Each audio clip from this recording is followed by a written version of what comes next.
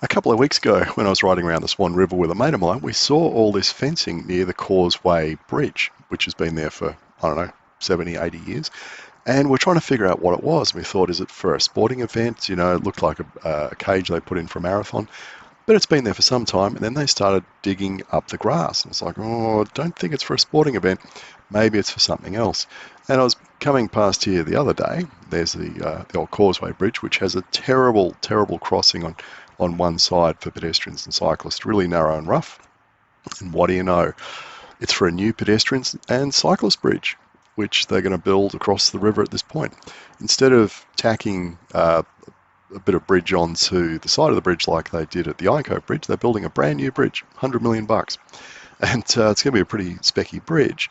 And if you think about it, that's about what New South Wales would like to spend per year on all cycling projects across the state.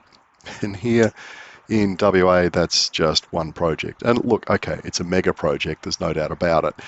But just interesting to see the difference in, I guess, the willingness to spend money on projects like this. Now, me being a bit of a hardhead, I look at these kind of fancy whoopie-doo artistic-looking bridges and think, you know, couldn't we have saved about $95 million on this by just building a Bailey Bridge across the river, which would be sufficient? But of course, these days, you've got to have something that's iconic and it makes a statement and all that kind of stuff.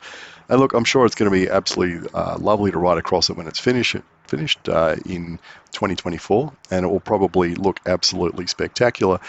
But it does make you wonder, you know, if you did build a $5 million bridge instead of a $100 million bridge, where could you invest that other $95 million into active transport projects? And look, I guess maybe in WA they think they've invested so much money over the years and built out a pretty good network that, you know, where would they spend that money these days?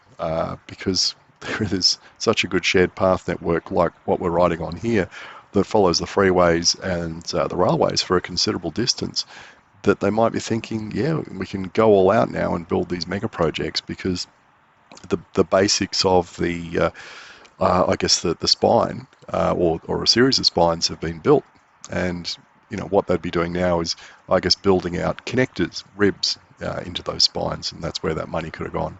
But hey, you know, politicians love to cut ribbons and get their photos taken and put out media releases on how much money they're spending and what a great job they're doing.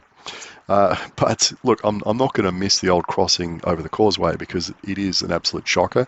It's very much like going over the Gladesville Bridge, except it's flat instead of a steep climb, but it's about the same width and it gets a hell of a lot more use. So replacing that with a new bridge is a fantastic initiative. There's no doubt about it. You can quibble about the cost and the design if you want to, but you know, you can't deny that putting in a replacement is a really good idea. It'd be interesting to see how disruptive this is over the next year and a half, I guess, for traffic around the river and how they're going to get around that.